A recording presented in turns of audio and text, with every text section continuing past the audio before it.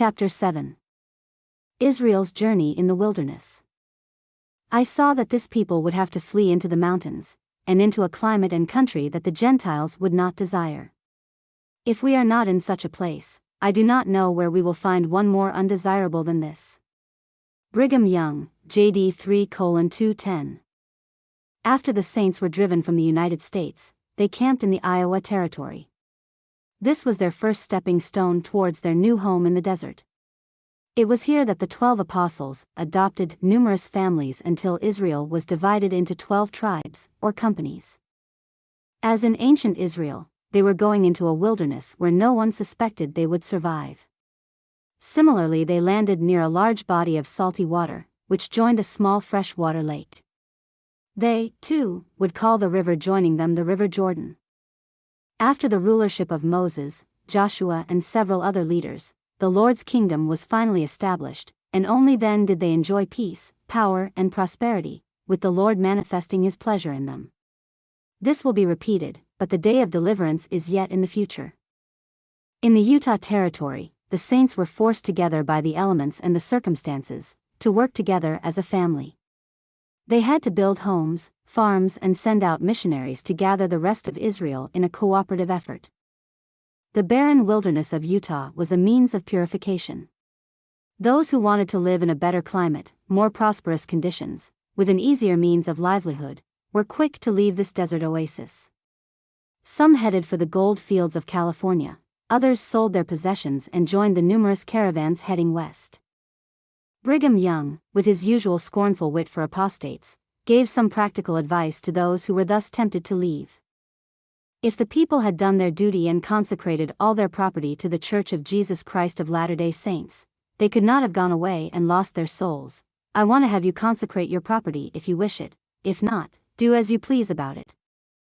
If any man will say, I am going to apostatize, I will advise him to consecrate all he has that he might be kept with the saints and saved, so that if you are tempted to go away, you may feel it best to stay where your treasure is. Quoted in Improvement Era, February 1944. But the saints who remained were given other temptations and trials. Indians, inclement weather, poverty, famine, crickets, and other vicissitudes caused the hardiest to struggle for survival. Even under this stress there were many who deeded over their possessions in consecrations. However, a peculiar situation occurred because prior to January 1, 1855, none of these deeds were ever recorded. In April 1855 it was said that the reason these consecrations were delayed was because they could not find a form which should be legal in accordance with the laws of the territory. Then it was announced that one had finally been found and consecrations and stewardships would proceed, but it took nearly 20 years more for the actual orders to be functional.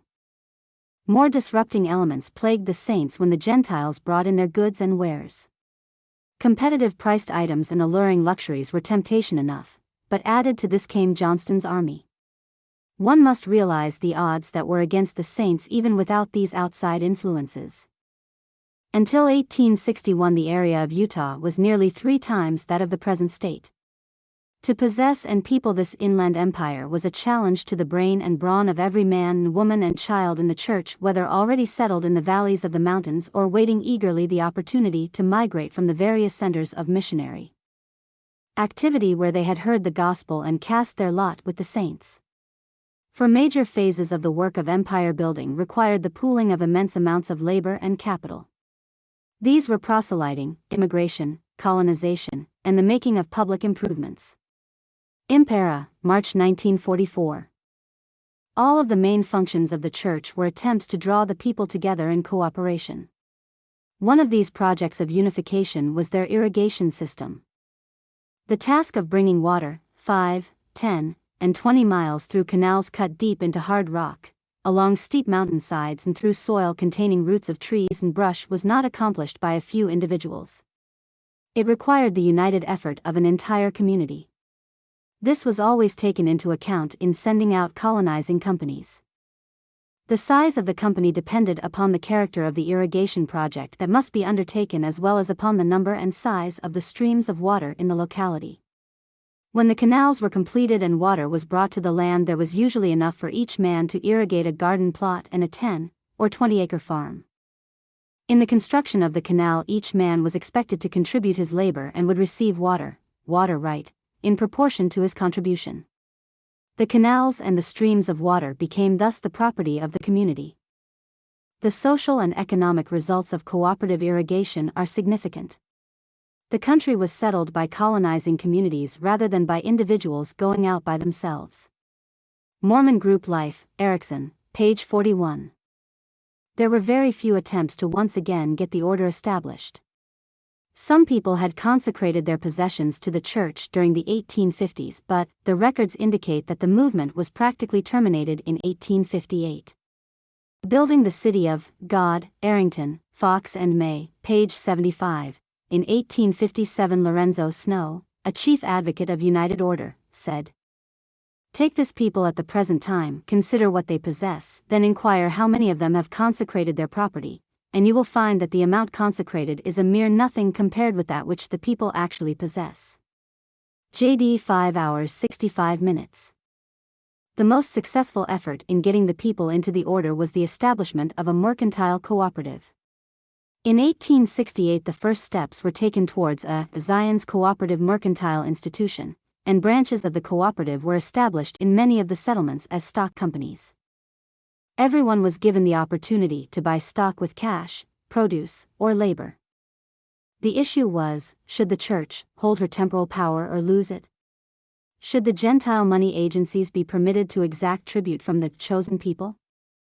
As early as 1868, Brigham Young recognized the approaching problem and began to take steps toward the organization of a cooperative system which he intended should completely monopolize all the mercantile business in the territory.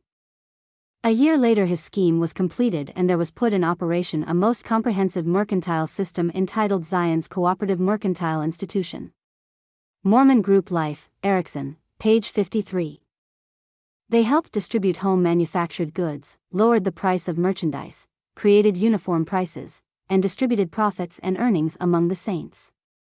In front of every store was the inscription, "Holiness to the Lord." These cooperatives were just as sacred in their functions as the United Order, and people who were employed in them entered into a covenant by rebaptism to be subject to the priesthood in temporal as well as spiritual things. Mormon Group Life, Erickson, page 53. The American Fork Co-op was set up in 1873.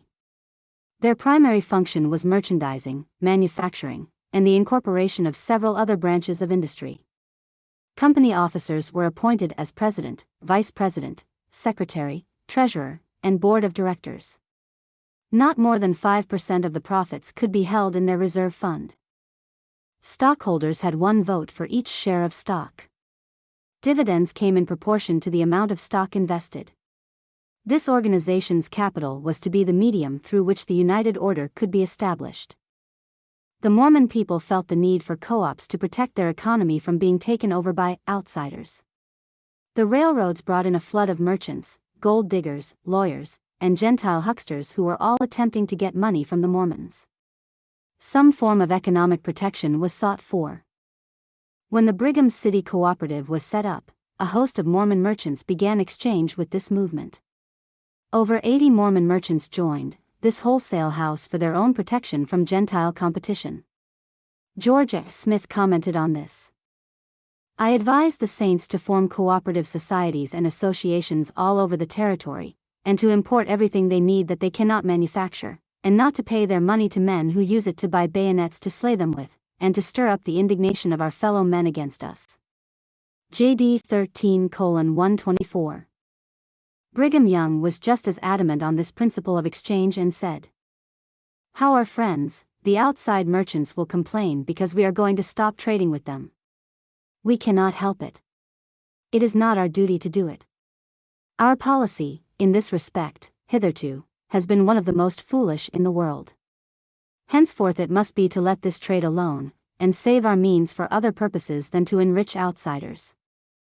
We must use it to spread the gospel, to gather the poor, build temples, sustain our poor, build houses for ourselves, and convert this means to a better use than to give it to those who will use it against us." JD 12:301. Business was booming for the new ZCMI, but it was a death blow to many of the other merchants, including some of the Mormon stores. But Brigham thought that merchandising was not a very contributing factor in a community. It was unproductive and too often it became an overpricing scheme to get rich. He said, "I know that many of our traders in this city are feeling very bad and sore over this. They say, 'You are taking the bread out of our mouths.' We wish to do it, for they have made themselves rich. Take any community, 3/8 of whom are living on the labor of the remaining 5/8, and you will find the few are living on the many. Take the whole world and comparatively few of its inhabitants are producers. If the members of this community wish to get rich and enjoy the fruits of the earth, they must be producers as well as consumers." It is always disgusting to me to see a big, fat, lubberly fellow handing out calicos and measuring ribbon. I would rather see the ladies do it. Des News, May 26, 1869. This bitter conflict between the Mormons and non-Mormons grew during the 1860s and 1870s. The government now took the position that mobs had formerly taken.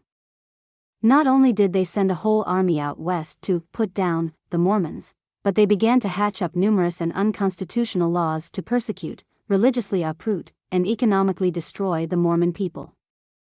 These were the forces and conditions that drove the Mormon people into an economic independence and the birth of the United Order again among its people. Another event that helped the germination of the United Order was the Great National Panic and Depression of 1873. The Depression hit first the mining industry, an industry completely dependent on the whims of national and international markets. The industry was obviously an enclave of non-Mormons. While considerable numbers of Latter-day Saints were employed in mining in 1873, virtually all the mines and banks that sustained them and depended upon them were owned by non-Mormons. Bank deposits dropped by 1/3 during the 12 months following the panic. With a shrinkage of national markets, the mines were shut down. Unemployment and economic stagnation were the result, and Mormons lost both their jobs in the mines and their market for foodstuffs and other commodities used in the mining camps. It seemed obvious to Brigham Young that the outsiders had been vectors of the plague visited upon Utah in the wake of the panic. Prospering from supplying and servicing the mining camps, many Latter-day Saints contracted considerable indebtedness in order to expand their profit-making ventures. To these people, closing of the mining camps spelled disaster. A bishop in the Parowan area lamented that because of the heavy lumber trade with Pioche, the brethren doing the hauling have got into debt to the Gentiles, and since the falling off of the trade, those debtors have been at the mercy of the Gentiles who are their creditors. Building the City of God, Arrington, Fox, May, pages 137 to 138. There were many reasons for the Saints to live the United Order, but the principal factor was the failure of the Gentile economy. But the Depression gave President Brigham Young an opportunity for which he was not unprepared. It allowed him to move smoothly into a major change of social idealism which many individuals would have resisted in a normal economic period. At the same time, he could regroup his people and insulate them from the tastes some had acquired from Babylon. Utah Historical Quarterly, Volume 42:145.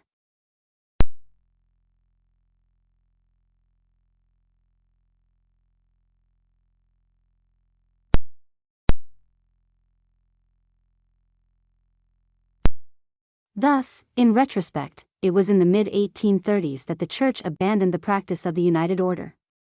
Not until the mid-1870s did they fully support that practice again. This was a gap of 40 years. It took Moses 40 years in the desert wilderness, waiting for a new generation that would obey the laws of God. Now the modern Moses, Brigham Young, would give a new generation another attempt at living God's economic law of heaven.